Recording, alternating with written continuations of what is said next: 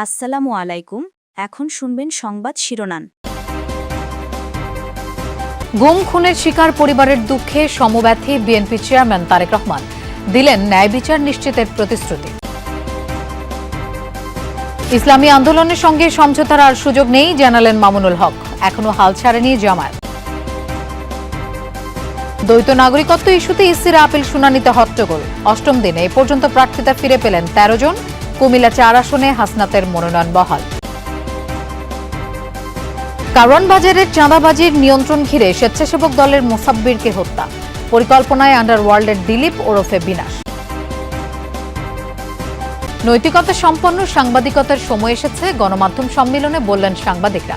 রাজনৈতিক লেজুর বৃত্তি ছেড়ে সবাইকে ঐক্যবদ্ধ থাকার আহ্বান। আইসিসির সাথে বৈঠকে আবারও নিজেদের অবস্থান স্পষ্ট করল বিসিবি। ভারতে বিশ্বকাপ না খেলতে অনড় বাংলাদেশ, গ্রুপ পরিবর্তন নিয়ে আলোচনা। আসসালামু আলাইকুম।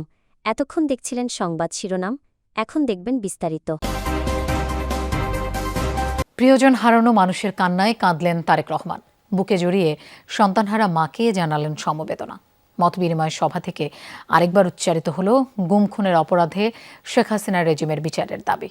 ন্যায় বিচারের মাধ্যমে রক্ত ঋণ পরিশোধের অঙ্গীকার করলেন বিএনপির চেয়ারম্যান। বললেন, কৌশলের নামে বিএনপির নেতাকর্মীদের কেউ গুপ্ত রূপ ধারণ করেনি। সন্তানহারা মাকে বুকে জড়িয়ে ধরে দিলেন ভালোবাসার পরশ। এজন্য এক সন্তান হারিয়ে আরেক সন্তানকে খুঁজে পেলেন অভাগী মা। ইসিএসের ভাইবার অপেক্ষামান থাকা ছাত্রদলের মাঝারুল ইসলাম রাসেল গুম হন 2013 সালে। সভায় ভাইয়ের সেই নিষ্ঠুর স্মৃতি বলছিলেন বোন। বিমর্ষ হয়ে পড়েন তারেক রহমান। আমি তারেক রহমান ভাইয়ের কাছে কিচ্ছু চাই না ভাইয়া, শুধু আমার ভাইয়ের গুমের বিচারটা ভাইয়া আপনি করবেন ভাইয়া। চীনমৈত্রী সম্মেলন কেন্দ্রে গুম খুনের শিকার 900 পরিবারের সদস্যরা উপস্থিত হন। পরিবারগুলো আলাদা হলেও গল্প এক, নিষ্ঠুর বেদনাবিধুর দীর্ঘ অপেক্ষার যন্ত্রণা। রাষ্ট্রীয় মদদে বাবা হারানো রিদি সাফাদের অপেক্ষা সুদূর পরাহত হওয়ায় চাইলেন গুম খুনের ন্যায় বিচার।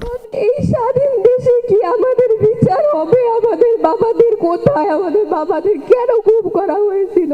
আসাদুজ্জামান নূর মাস্টার মাইন্ডারের ফাঁসি চাই। সুন্দরভাবে একদম সুনির্দিষ্টভাবে যেন বিচারটা হয়, স্বচ্ছভাবে। ইসলামী আন্দোলনের সাথে আসন সমঝোতার আর কোনো সুযোগ নেই জানিয়েছেন বাংলাদেশ খেলাফত মজলিসের আমির মাওলানা মামুনুল হক। তবে দলটির সাথে নির্বাচনের পর রাজনৈতিক সমঝোতা হতে পারে। অবশিষ্ট 47 আসনে সমঝোতা করে 10 দলের প্রার্থী ঘোষণা করা হবে বলে জানান তিনি। জামায়াত মুখপাত্র জানিয়েছেন, খালি আসনগুলো বিষয়ে 10 দলের লিয়াজো কমিটি কাজ করছে। তিনি বলেন, ইসলামী আন্দোলনের জন্য জামায়াতের দরজা উন্মুক্ত আছে এখনো। সকালে নানা ইস্যুতে শুরু হওয়া জামাতের সর্বোচ্চ ফোরাম নির্বাহী পরিষদের বৈঠক চলে বিকেল পর্যন্ত, যেখানে ইসলামী আন্দোলনের 11 দল থেকে বেরিয়ে যাওয়া সহ ইশতেহার, জামাত আমিরের নির্বাচনী সফরসূচি সহ নানা বিষয় নিয়ে চলে আলোচনা পর্যালোচনা।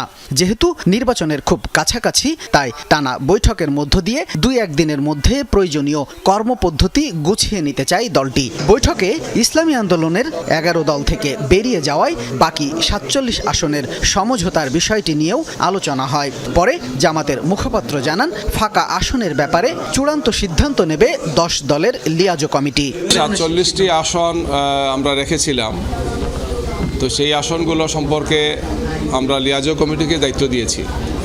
লিয়াজো কমিটি যেটা আছেন তারা সেটা বিষয়ে আলোচনা করছেন এবং সেটা একটি আলোচনা করে ওনারা সিদ্ধান্তে পৌঁছার পরে আমরা আপনাদেরকে জানাবো। চূড়ান্ত সিদ্ধান্ত হলে আপনারা জানবেন। শেষ হলো ইসিতে আপিল নিষ্পত্তি শুনানির দীর্ঘতম দিন। অষ্টম দিনে সকাল 10টায় শুরু হয়ে রাত 8টায় শেষ হয় শুনানি। এদিন কুমিল্লা 4 আসনে বিএনপি এনসিপির পাল্টাপাল্টি আবেদনে হাসনাত আবদুল্লাহর আপিল মঞ্জুর হয়।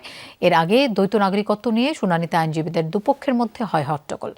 দিন শেষে 45টি আপিল মঞ্জুর, 37টি নামঞ্জুর, 21টি অপেক্ষমান এবং প্রত্যাহার করা হয় 9টি আপিল। ইসিতে চলমান আপিল শুনানির অষ্টম দিনে মধ্যাহ্নভোজের বিরতির আগেই হট্টগোলের সূত্রপাত।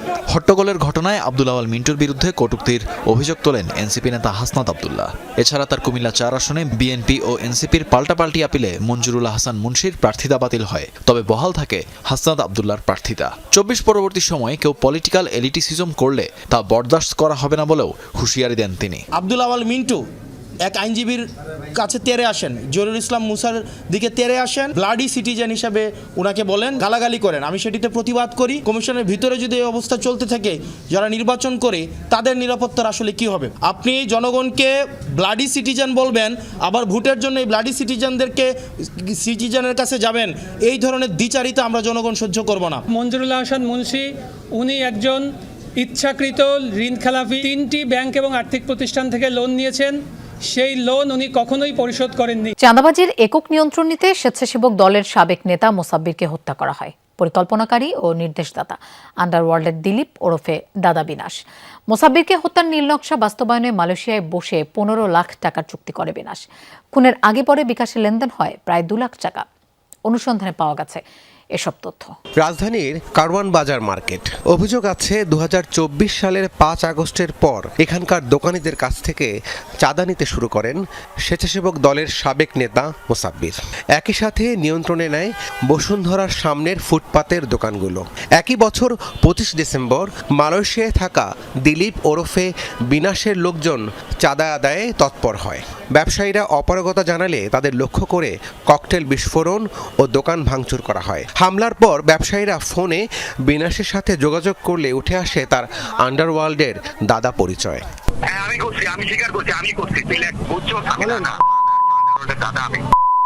কয়জনের নাম শুনতে চান বলেন? অনুসন্ধানে জানা যায় এসব ফুটপাতের দোকান থেকে প্রতিদিন কয়েক লক্ষ টাকা চাঁদা ওঠে। মোসাব্বিরকে কয়েক দফা ফোন করে বসুন্ধরা সিটির সামনের ফুটপাত ছেড়ে দিতে বলেছিল বিনাশ। এই ঘটনার 1 বছর পর গত 7 জানুয়ারি গুলি করে হত্যা করা হয় মোসাব্বিরকে। ডিবি পুলিশের অভিযানে গ্রেফতার হয় শুটার জিন্নাত সহ 4 জন। জিন্নাত হত্যার দায় স্বীকার করে আদালতে 164 ধারায় জবানবন্দিও দিয়েছে। গণমাধ্যমের পেশাগত মর্যাদা অক্ষুণ্ণ রাখতে হলে রাজনৈতিক সচেতনতা জরুরি। তবে বের হতে হবে দলীয় লেজুর বৃত্তি থেকে। সব সরকারি গণমাধ্যম নিয়ন্ত্রণ করতে চায়। সাংবাদিকদের সুরক্ষা ও স্বাধীন গণমাধ্যমের জন্য সংস্কার কমিশনের কোনো সুপারিশই বাস্তবায়ন করেনি সরকার। সকালে রাজধানীর কৃষিবিদ ইনস্টিটিউশনে গণমাধ্যম সম্মেলনে একথা বলেন গণমাধ্যম ব্যক্তিত্বরা। সম্পাদক পরিষদ ও newspaper owners association Bangladesh NOAB সম্মেলনের আয়োজন করে। জাতীয় সঙ্গীতের মধ্য দিয়ে শুরু হয় সম্মেলনের আনুষ্ঠানিকতা। এবারের সম্মেলনে অংশ নেন কেন্দ্র থেকে প্রান্তের গণমাধ্যম কর্মীরা। তুলে ধরেন গণমাধ্যমের চ্যালেঞ্জ ও ভবিষ্যৎ করণীয় নিয়ে নিজেদের মতামত। বলেন, স্বাধীন গণমাধ্যম না থাকলে সমাজ, রাষ্ট্র, গণতন্ত্র বলিষ্ঠ হয় না। স্বৈরাচারী শাসনের পতনের পরও জুলাই চেতনার নামে সাংবাদিককে পুড়িয়ে মারার চেষ্টার সমালোচনা করেন বক্তারা। ঢাকায় এসে বিসিবির সঙ্গে সরাসরি বৈঠক করেছেন আইসিসির ইন্টিগ্রিটি ইউনিটের general manager Andrew F grave. Visa জটিলতায় আসতে না পেরে অনলাইনে যুক্ত হয়েছিলেন গৌরব সাক্সেনা।